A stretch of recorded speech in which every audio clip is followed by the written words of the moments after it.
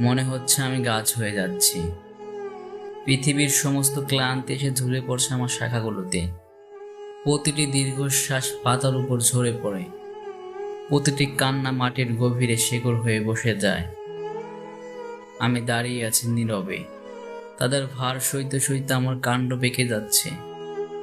অথবা আমি যেন হয়ে যাচ্ছি এক সেতু, পৃথিবী তার সব দুঃখ কষ্ট পেরিয়ে নিয়ে যেতে চায় আমার উপর দিয়ে। যারা আসে, কেউ আর ফিরে দেখে না আমাকে। পায়ের নিচে চাপা পড়ে আমার অস্তিত্বের কথা। আমি শুধু ভাঙা কাঠের শব্দ শুনি নিজের শরীরে। ইয়া রহমান, তুমি তো জানো, ভাঙা পাথরের সাথে আশার গান বাঁধা যায় না। আমি যেন প্রতিদিন নিজেরই ধ্বংসের দিকে হাঁটি। আমি তো হাসি দিয়ে ঢেকে রাখি মন ভাঙার গুপ্ত ক্ষতগুলো। আমি তো আলোয় দাঁড়িয়ে অন্ধকারকে লুকাই। তুমি কোথায়, হে মহিমান্বিত প্রভু?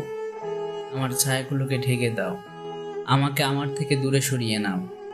আমার নিজের ছায়া আমাকে গ্রাস করে ফেলছে।